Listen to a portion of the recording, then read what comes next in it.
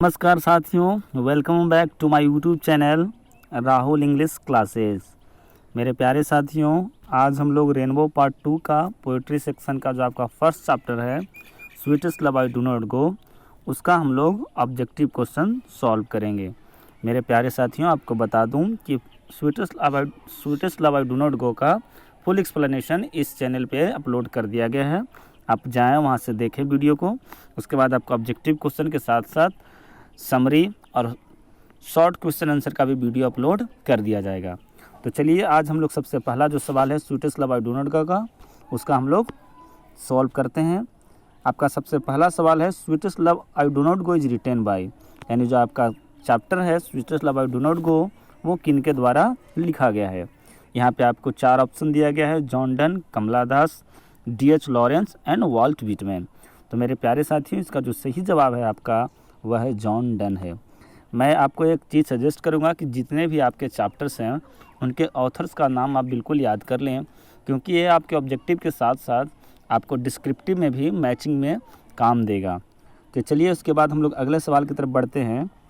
कह रहा है the poet John Donne belongs to, जो लेखक हैं वो किस देश से बिलोंग करते हैं। आपका ऑप्शन है Germany, France, England and Italy. तो इसका जो सही जवाब है, लेखक जो हैं वो इंग्लैंड से बिलोंग करते हैं। मेरे प्यारे साथियों, आपको रटना नहीं है, इस चीज़ को समझना है।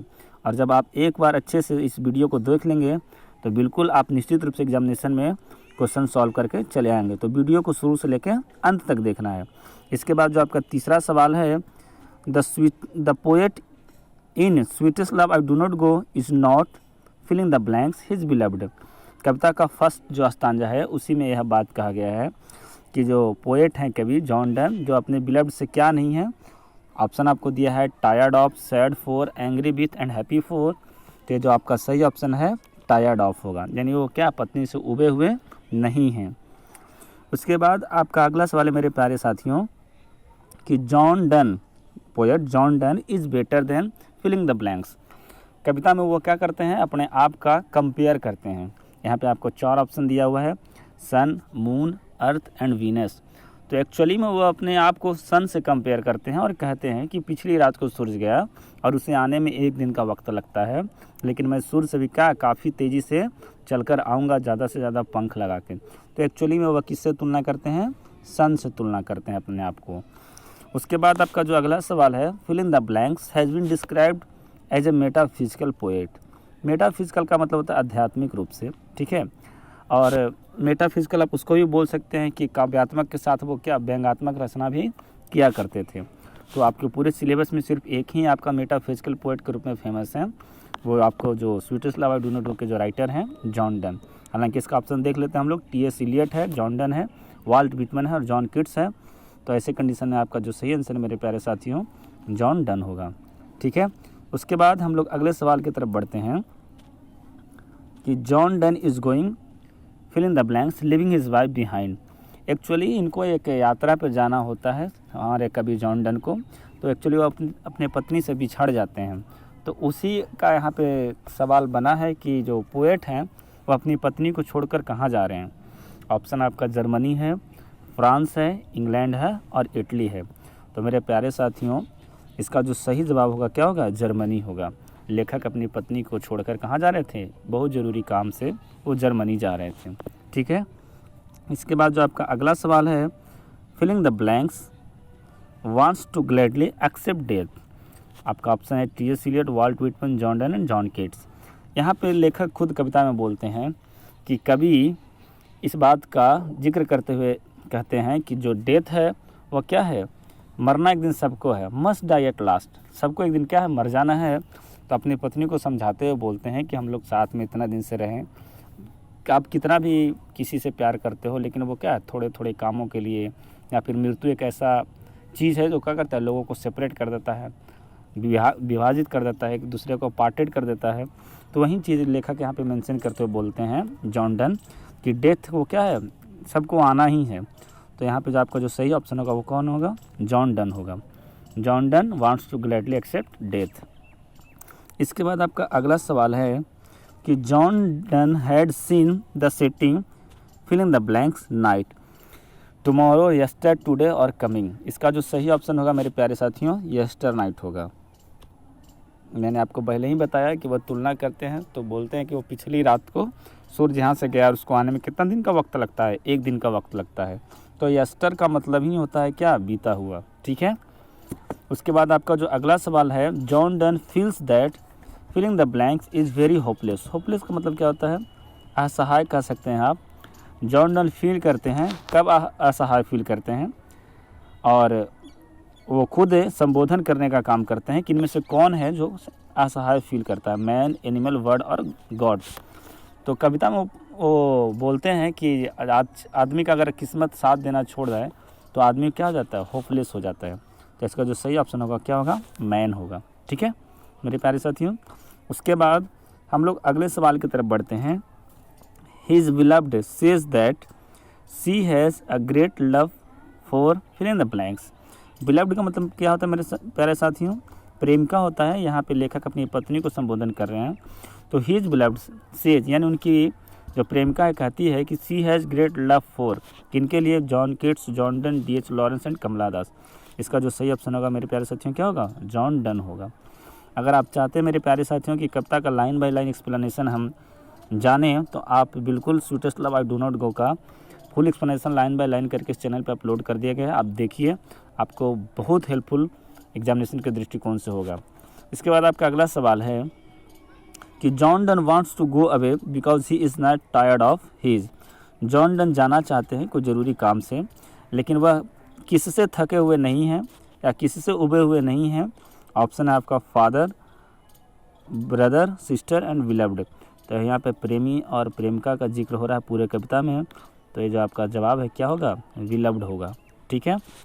इसके बाद आपका अगला सवाल है कि John Donne thinks fill in the blanks is certain. John Donne सोचते हैं कि इसमें से क्या है जो निश्चित है। सर्टेन का मतलब क्या मेरे प्यारे साथियों, निश्चित। Death, life, work and walking. तो इसका जो सही ऑप्शन होगा क्या होगा, डेथ होगा।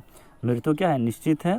राजा हो, रंक हो, ऊंच हो, नीच हो, सबको क्या मृत्यु आना है। उसके बाद अगला है the poet belongs to which religion. जो पोएट हैं वो किस रिलीजन से बिलोंग करते हैं। यह मैंने आपके अबाउट ऑथर सभी क्वेश्चन को क्या क्या सिलेक्ट किया है आपके नए एग्जामिनेशन के पैटर्न पर। जो सवाल है आपका ऑथर रिलेटेड बहुत पूछे जा रहे हैं, तो थोड़ा सा डीप आपको नॉलेज होना ज़रूरी है। यहाँ पे आपको ऑप्शन दिया हुआ है हिंदू, मुस्लिम, सिख और रोमन कैथोलिक। तो यह इंग्लैंड से बिलोंग करते हैं और रोमन कैथोलिक हैं। हालांकि उस टाइम क्या था, एंटी रोमन कैथोलिक का प्रचलन था इंग्लैंड में, और वैसे कंडीशन में इनके रिलीजन के चलते, रोमन कैथोलिक होने के चलते ऑक्सफोर्ड यूनिवर्सिटी से बिना डिग्री के इनको निकाल दिया गया था। ठीक है। इसके बाद इसका अगला जो सवाल बनेगा कि the poet was briefly sent to jail due to.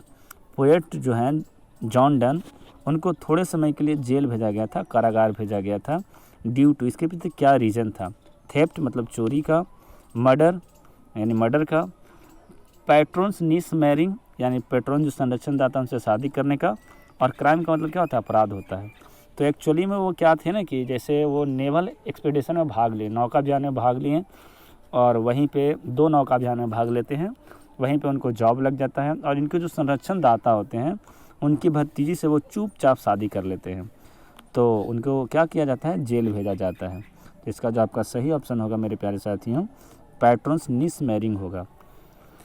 उसके बाद आपका अगला जो सवाल है, which one is the work of John Donne. इनमें से कौन सा जॉन डन की कृतियाँ हैं यानी रचना है। ऑप्शन है आपका songs and sonnet, satires and elegies, sermons है और ऑल है। ये जो आपका ऑप्शन होगा ऑल होगा। ये जितने भी आप रचना देख रहे हैं ये सारे के सारे जॉन डन के द्वारा रचित है। और एक मैं आपको और ऑब्जेक्टिव बता दे रहा हूँ जो कि मैंने इसमें मेंशन नहीं किया है, कि अगर सोनेट के रूप में जाने जाएंगे कि सबसे ज़्यादा सोनेट कौन लिखे हैं, तो जॉन डन ही लिखे हैं। हालांकि आपको द सोल्जर चैप्टर जो है आपका पढ़ने के लिए वो भी क्या है, सोनेट है। रूपर्ट ब्रूक 5 सोनेट लिखे हैं, लेकिन अगर सबसे ज़्यादा सोनेट लिखने की बात की जाए तो जॉन डन के रूप में याद रखिएगा, मेटाफिजिकल पोएट, और साथ ही साथ ज़्यादा से ज़्यादा सोनेट लिखने के रूप में जॉन डन।